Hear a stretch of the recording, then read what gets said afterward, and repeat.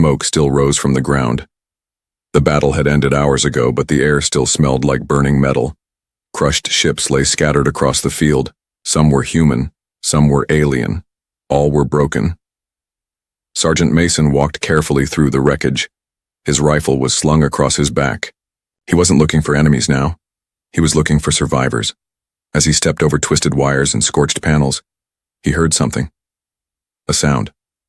Soft. Strange. Not a bird. Not a machine. A voice. He froze. It came again. A laugh. No, a small giggle. Mason turned his head slowly, and then he saw him. A tiny alien boy sat beside a broken escape pod. He looked no older than 6 or 7. His skin was pale green, his hair white like snow, and his large eyes sparkled like silver coins. He sat with his legs crossed, playing with a round metal piece like it was a toy. When he saw Mason, the boy smiled. It was warm, innocent. Then, the key. Boy's eyes widened. He dropped the toy. His smile vanished. He stood up, backing away, and suddenly screamed in a terrified voice, "Don't kill me!" Mason raised his hands. No, it's okay," he said gently. "I won't hurt you."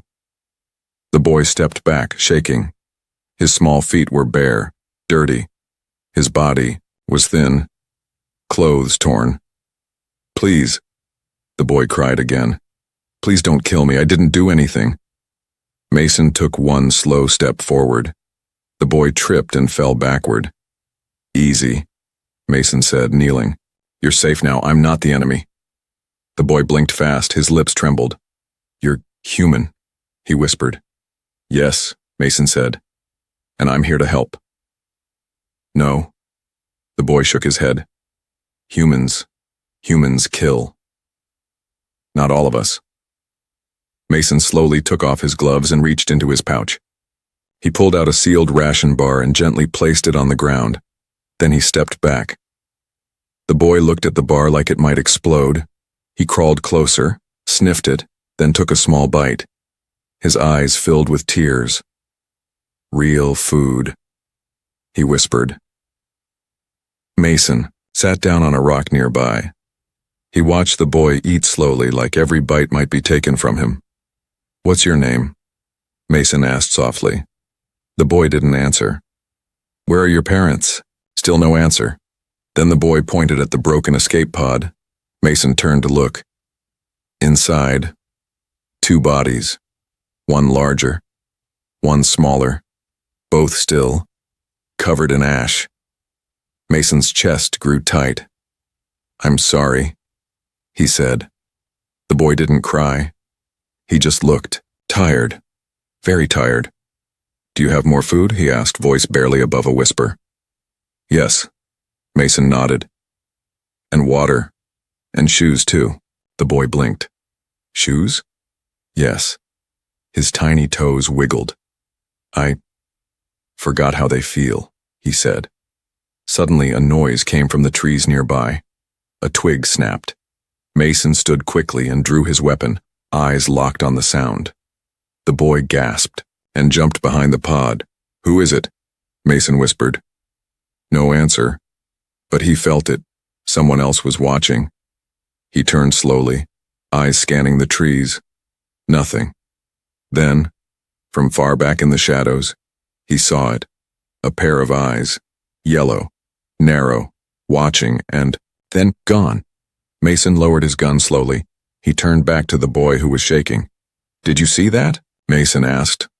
The boy nodded. "Who was it?" "I don't know," he said. "But they've been following." "How long?" "Since I ran." Mason crouched down. "Ran from where?" The boy looked up at him. His voice cracked. "From the cage." Mason felt his blood freeze. He knew what that meant. He reached into his bag and pulled out a blanket. "Come on," he said. "Let's get out of here." The boy hesitated. Then slowly, he stepped forward. Mason wrapped the blanket around him. The boy leaned into him, light as a feather. What should I call you? Mason asked. The boy thought for a moment. My mama used to call me Tari. Mason nodded. All right, Tari, I've got you. And with that, he carried the child across the wreckage, away from the smoke, away from the dead ships, not knowing. Someone was still watching from the trees. The forest was thick and quiet. Sunlight barely touched the ground through the tall alien trees. Their leaves were wide and purple, dripping with rain from the night before. The air smelled like wet bark, and something strange, like burned metal. Mason walked slowly, his boots sinking into the soft moss. He carried little Tari in his arms. The boy hadn't spoken since they left the wreck site. His arms were around Mason's neck. His eyes stayed open, watching the woods. Not for beauty, but for danger. Mason stopped near a broken log. We'll rest here, he said softly. Tari slid off his shoulder. His feet touched the moss and he sat down without a word. Mason took out a small heat pack and some dried fruit. Here, eat something. Tari took the fruit, chewing carefully. Still no smile. Mason looked around. The forest was too quiet. No birds. No movement, just wind and silence. Then Mason saw it. A footprint, small. Not his. Not Tari's. He stood slowly, his eyes scanning the trees. More prints, circling them. Someone had been here, watching. He looked at Tari. Did someone follow? You hear? From the cage? Tari froze, then nodded. Who? I don't know, he whispered. But they were there, even after the ship crashed. They didn't help. They watched. Mason narrowed his eyes. Slavers? Tari's voice cracked. They wore black gloves. Mason felt a chill down his back. Black gloves. That meant mercenaries, bounty hunters, private collectors, people who didn't follow law, only money. He packed up fast. We're moving again. Tari stood, holding Mason's hand, but after just 10 steps, something caught Mason's eye. Marks on the tree. Thin cuts. Scratches. Letters. He brushed away moss and revealed a symbol burned into the bark. 3 circles. 1 line through all of them. Mason frowned. This is a slaver brand, Tari whispered. It's on my back. Mason looked down at him. What? Tari slowly lifted the back of his shirt. There it was, burned into his skin. Old, faded, but still. There, like a mark that said, owned. Suddenly a twig snapped nearby. Mason spun around, gun raised. A figure dashed through the trees, too fast to see clearly. Tari, down! He shouted. The boy dropped to the ground. Mason fired. But the figure vanished behind the trees like a shadow. Come out, Mason shouted. No answer, only soft laughter. Then a voice, deep, distorted, echoed from behind a tree. Give us the child, human. Mason pulled Tari behind him. Not a chance. You can't protect him forever. I don't need forever, Mason said. I just need 1 clean shot.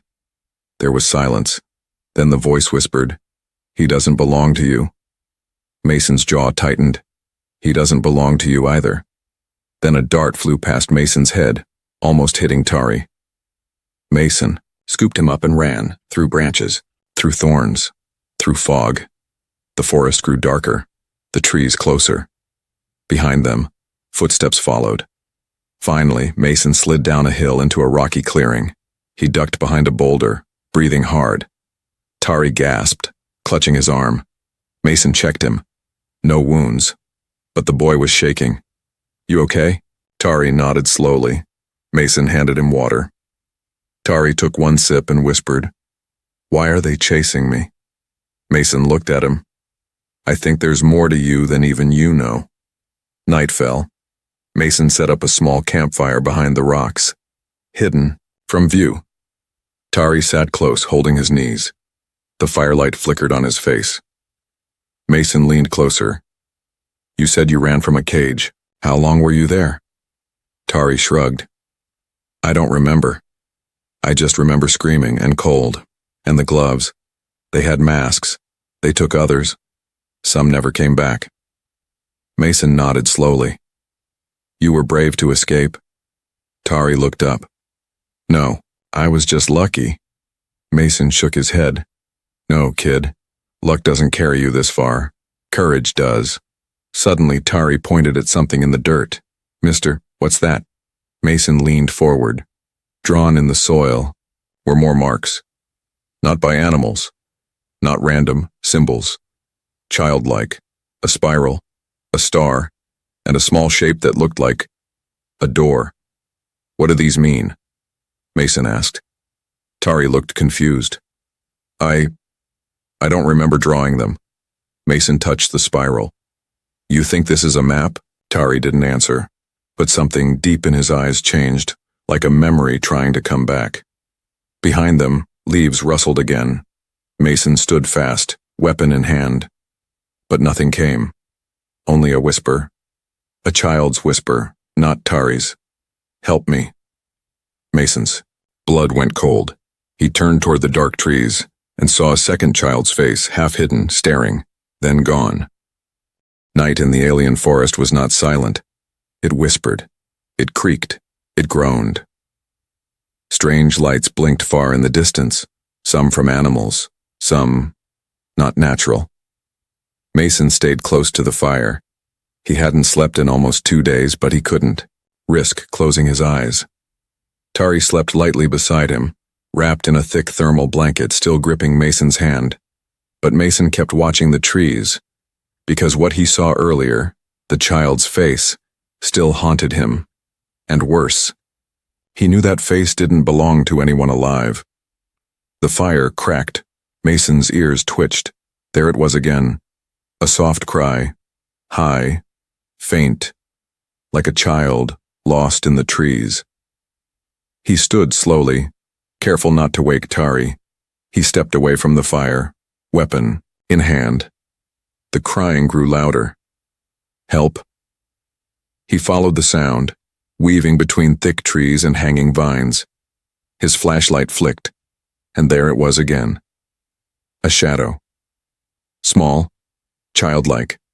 It stood under a twisted tree, facing away from him. Mason stepped closer. Are you hurt? He asked. No answer. He reached out, but as soon as his hand got close, the shadow turned. The face was hollow. No eyes. No mouth. Just a shape burned into its head. 3 circles with a line. Mason gasped. Suddenly, the shape vanished into smoke, and behind him, a scream. Mason ran back fast, heart pounding. Tari was sitting up now, eyes wide. I saw it, he cried. The mask was in the trees. Mason grabbed him. It wasn't real. It's a trick. But it was wearing the symbol, the one on my back. Mason nodded slowly. I know, I saw it too. They sat close to the fire again, both shaken. Tari whispered, Why are they showing us these things? Mason didn't answer right away, then said, Fear. They want to keep us scared. Tari looked down. It's working. Mason gently touched his shoulder. You're still here, still fighting. That means you're winning. Later, Tari opened his small bag and pulled out something, a broken cube, cracked and dull. Mason looked at it. What's that? I don't know, Tari said. It was in my pocket when I escaped the ship. Mason scanned it with his tool. The screen blinked. Then a message appeared. Project Siren 73. Memory core. Key carrier active. Mason's breath caught. He looked at the boy. Tari, this isn't just a toy. This is data. Very old data. Tari blinked. What kind of data? I don't know, but someone wants it badly. That's why they're chasing you. Tari clutched the cube tighter. Did they put it inside me? Mason's stomach turned. Maybe not in you. Maybe you're just carrying it. Maybe your family was protecting it, and you. Suddenly, a loud clang echoed nearby. Mason stood fast, flashlight ready. A tree behind them shook. Tari screamed. Then a voice, mechanical, cold, spoke from the trees. You were warned, human. Mason fired toward the voice. Lights burst through the woods. 3 figures in black armor stepped into view. No faces, just masks, black gloves, and weapons. Mason pulled Tari behind a log. Run when I say, he whispered. But I can't leave you. You won't, just wait. The masked figures moved closer. One raised his arm. A red light blinked from his wrist. He said, surrender the boy, now. Mason raised his weapon. Not today. They fired first. Mason ducked, grabbed Tari, and rolled behind a thick root. Laser blasts hit the trees. The forest lit up red. Mason threw a smoke bomb. The clearing vanished in gray mist. Go, Mason shouted. Tari ran. His small feet moved fast across the moss. He didn't look back. He just followed the path of glowing symbols burned into the trees, the spiral, the star, the door. The masked men chased, but one stopped. He scanned the symbols. They activated the trail, he growled. Another asked, should we follow? No. Call the handler. Tell him the core is moving toward the vault. And the human? The leader looked into the smoke where Mason stood, bleeding, weapon raised. We'll deal with him later. They vanished into the trees. Meanwhile, Tari ran until he reached a hidden clearing. At the center stood a massive stone wall covered in carvings, and at the bottom, a small opening, a door just his size. He turned as Mason limped toward him. You okay? Mason asked. Tari nodded. I think this is where the symbols lead. Mason looked at the door. It shimmered faintly. Tari held up the cube. The stone reacted, lights glowing, and the door opened slowly. Inside, pure silence, and a stairway going down. Mason looked at Tari. You still want to know the truth? Tari nodded. Then let's find it together. They stepped inside. The door closed behind them. The stone door closed behind them with a deep, echoing sound. Silence followed. Mason and Tari stood at the top of a long stairway, lit by a soft blue glow coming from the walls. The air was cold, dry, and still. It didn't smell like a cave. It smelled like something ancient, forgotten. Tari stepped forward slowly, clutching the cube. This place, why it feels familiar. Mason stayed close. That's not strange. The cube led us here. Maybe it's tied to you. They moved down the stairs together. Their footsteps echoed. It felt like the place was listening. At the bottom of the stairs, they entered a wide chamber. The walls were covered in glowing symbols, stars, waves, numbers. Some floated in the air like soft lights. In the center stood a round platform, and on that platform was a small seat, just the size for a child. Tari walked toward it, but Mason stopped him. Wait, this could be a trap. Tari looked at him. I think I've sat there before. Mason frowned. When? I don't know. Maybe a long time ago. Or maybe in a dream. Suddenly the walls shimmered. A hologram blinked on. A tall alien woman appeared, her image floating in the air. She had pale skin and golden eyes. Her voice was calm. If you are hearing this, she said, then the key has returned, and the boy is ready. Mason stepped forward. Who are you? The hologram ignored him. The child is not just a carrier. He is the code. His memory holds the door to the galaxy's last archive. Protect him, teach him, or lose everything. Then, the image faded. Mason turned to Tari. You're not just running from slavers, are you? Tari looked down. I don't think I ever was just a normal kid. Before Mason could respond, the lights in the chamber went red. Warning sirens buzzed softly. Then a second image appeared in the air. Not a woman this time. A man. Masked, wearing black, with yellow eyes. He stared straight at them, even though it was a recording. And then he spoke Tari's name. Tari. Tari stepped back, shaking. You don't know me, the masked man said, but I know you. I watched you grow inside the lab. I cleaned the fluid from your eyes when you opened them. You were made special. Mason's eyes widened. Maid? Tari froze. I gave you the name Tari, the man said. It means carrier in the old tongue. You were the last to survive, and the only one to escape. The recording paused for a moment. Then the man smiled beneath the mask. Come home, Tari, or we'll come get you. The message ended. Mason turned to the boy. His voice was calm but firm. You okay? Tari sat on the floor. He wasn't crying, but he looked far away. His hands held the cube tightly. I'm not real, he said softly. You're real. I was grown. In a lab. He said so. That doesn't change who you are. Tari looked up. Then who am I? Mason didn't speak for a moment, then said, You're the boy who ran. The boy who smiled even when afraid. The boy who saved this cube. The boy I carried through fire. Tari whispered. And if they catch me again? Then I'll carry you again. Suddenly a loud noise echoed above. Boom! The stone door behind them shook. They've found us, Mason said. Another blast. Cracks formed in the ceiling. Mason grabbed Tari's hand. We need to go deeper. Tari pointed at the back wall. There's another passage. They ran down a side tunnel. The lights flickered. Dust fell from above. Behind them, the door broke open, and masked soldiers entered. But the tunnel twisted, narrowed, and the walls closed in. The soldiers couldn't follow. Not yet. At the end of the tunnel was a small chamber.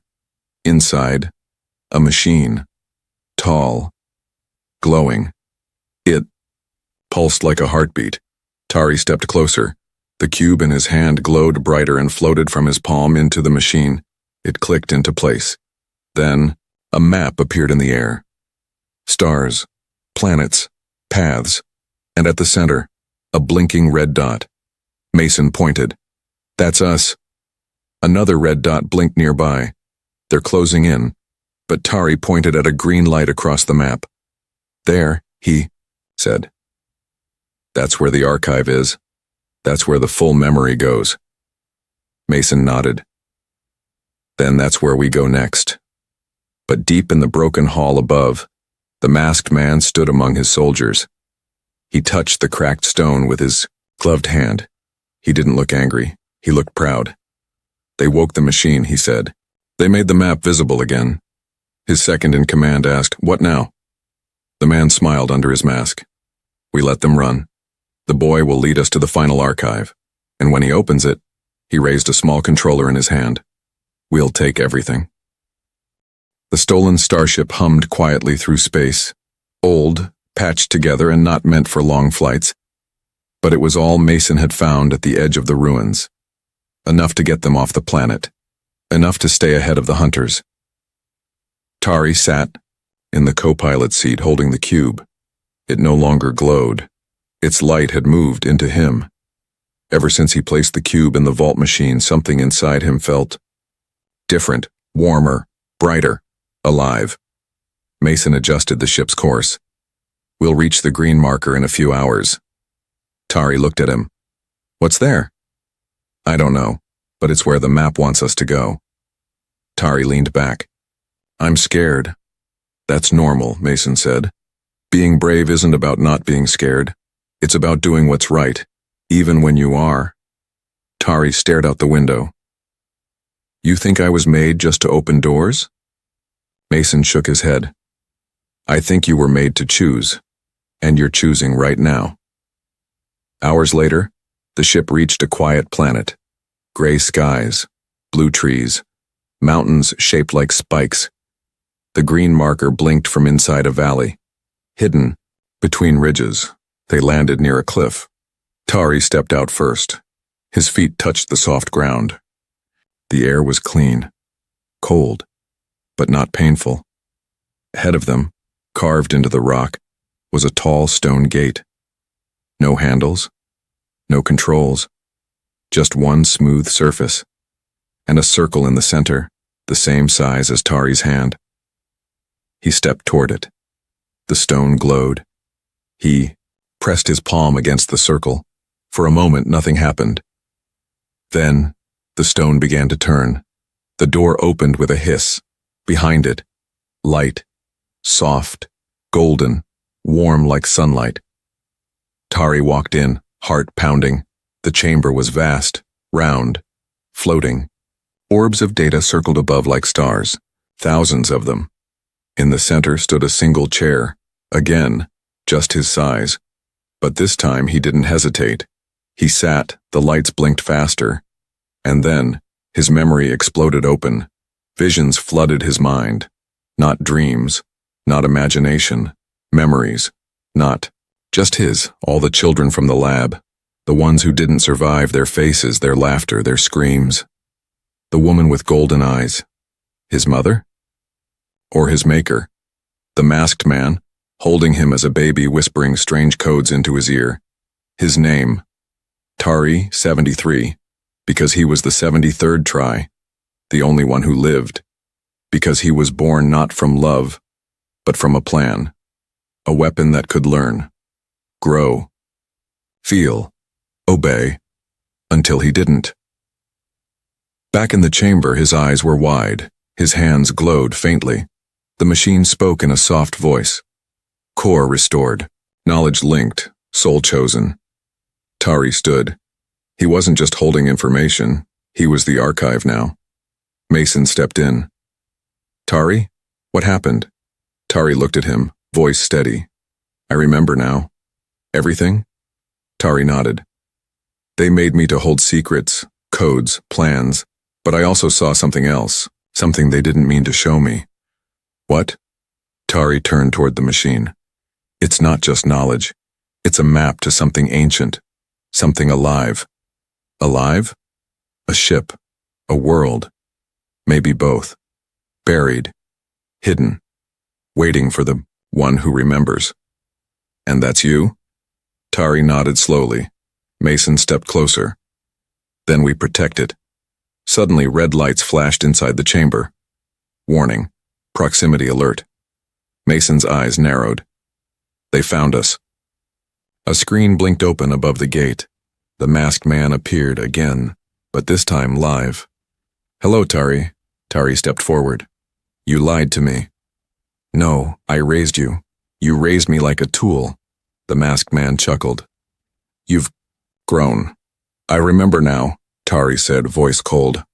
I hoped you would, the man replied, because now, you'll lead me to what's next. Mason drew his blaster. You're not getting near him. Oh, but I already am, the masked man said. Check your sky. Outside, dozens of black ships descended from the clouds, silent, fast, too many to fight. Mason cursed under his breath. We need to move. But Tari didn't flinch. Instead, he placed his hand on the center pedestal of the chamber. The whole structure shook. Data streamed into his eyes, his veins. And suddenly the entire mountain began to split. A hidden staircase opened behind them, deep into the world. Tari turned. We go down. Mason followed without question. Behind them, the stone doors shattered. The masked man entered the chamber. He looked around at the spinning lights and smiled. But the boy was gone. And the real secret? Still hidden. The stairway into the mountain went deeper than Mason expected. Much deeper. Walls glowed faintly with blue light. They passed carved symbols and broken machines, half buried in stone and dust. This place was not just old. It was ancient. Older than the war. Older than humans in this part of the galaxy. Tari walked ahead now. He no longer looked scared, he looked calm, focused, like someone who knew exactly where he was going. At the bottom, the tunnel opened into a massive underground hangar. And there, resting, in the middle, was a ship. Not human, not alien, something else. Its surface shimmered like water, yet held firm like metal. It pulsed softly, like it had a heartbeat of its own. Mason stepped forward, stunned. What is this? Tari smiled. The Ark. Mason raised an eyebrow. Ark? Like A ship to carry people? Yes. Built long ago. To protect knowledge, life, hope. He walked up to it, placed his hand on its side. It responded. A ramp extended slowly, and lights turned on inside. The ship was waiting. For him. Back above, the masked man stood inside the chamber they left behind. His soldiers searched every corner. He stared at the glowing pedestal Tari had touched. He activated it, one of the soldiers said. The masked man nodded. He's going to the Ark. What if he flies it away? He won't, the man said darkly. Not yet. He still thinks there's more to unlock, and he's right. He stepped forward, lifting his wrist device. Begin ground breach. We're going in. Meanwhile, inside the Ark, Mason checked the controls. Everything's alive, he whispered. The seats shaped themselves to fit him. The dashboard moved when he spoke. The ship was listening. It's not just a ship, he said. It's bonded to you, Tari nodded. It will fly for me, but only if I choose it. You're not going to? Not yet. Mason turned to him. Why? Tari looked at him, serious. If we run, they'll keep chasing, keep hurting, keep building more like me. Mason sighed. Then what do you want to do? Tari stared at the floor. Fight. Mason knelt beside him. Fighting them means risking everything. I know.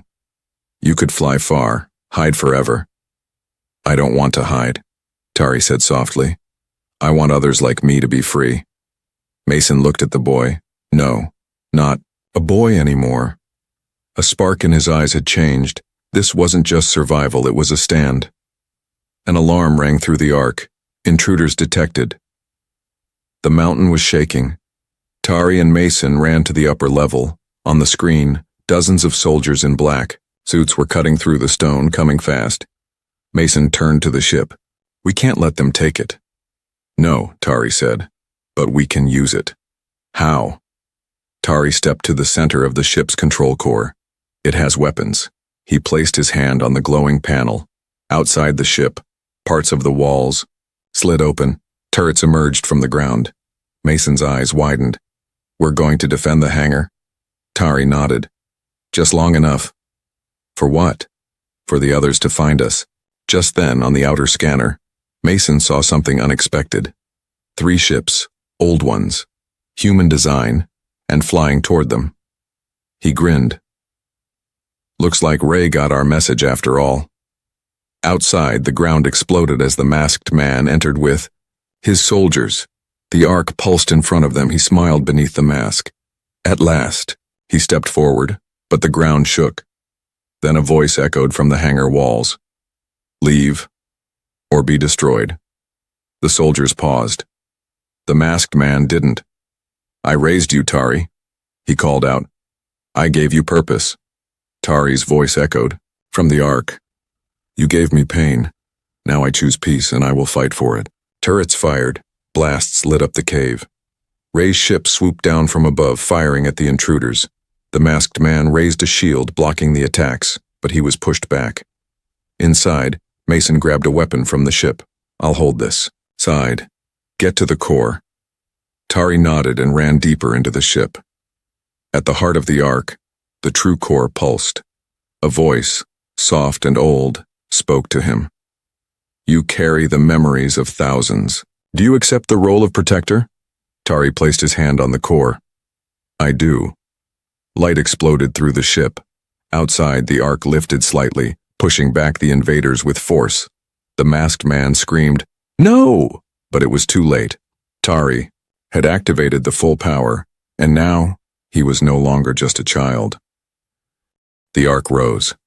Stone and steel cracked beneath it as ancient engines, silent for centuries, roared back to life. Blue light spilled from its core, forming a glowing shield around the hangar.